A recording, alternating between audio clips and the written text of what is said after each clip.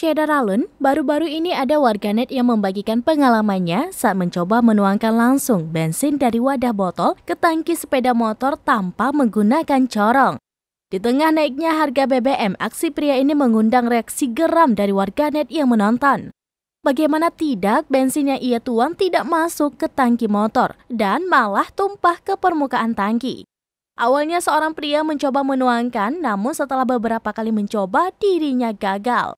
Kemudian ada seorang wanita yang hendak membantu, namun hal serupa terjadi. Hingga akhirnya seorang pria lainnya yang berhasil menuangkan bensin itu ke lubang tangki. Alhasil, video itu menuai komentar warganet yang menganggap bensin tersebut banyak yang terbuang mubazir.